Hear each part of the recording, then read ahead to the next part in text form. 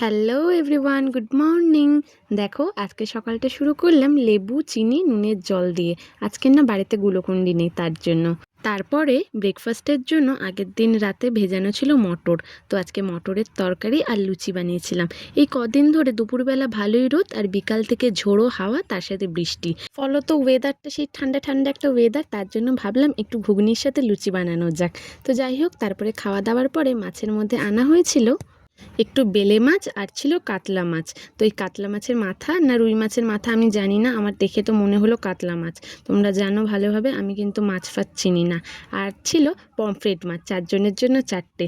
তো যাই হোক, তারপরে মাছগুলোকে ভালোভাবে ধুয়ে নুন হলুদ মাখিয়ে রেখে দিলাম। তো আজকে রান্না করেছিলাম একটু নিম পাতা ভেজেছিলাম, একটু না অনেকটাই। নিম পাতাগুলো না নষ্ট হয়ে যাচ্ছিলো, তার জন্য সবটাই ভেজে নিয়েছি।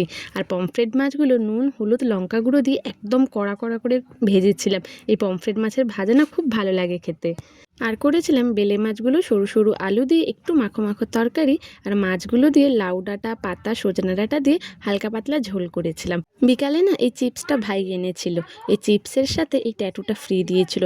এগুলো অনেক দিন পরে আমি দেখলাম, সেই ছোটোবেলা দেখতাম চিপসের সাথে ফ্রি দিচ্ছে, দেখে নিজেকে আর সামলাতে পারলাম না, নিজের হাতেই লাগিয়ে নিলাম। তো যাই হোক, তারপরে রাতের জন্য রান্না করেছিলাম ডিম আলু দিয়ে ঝোল।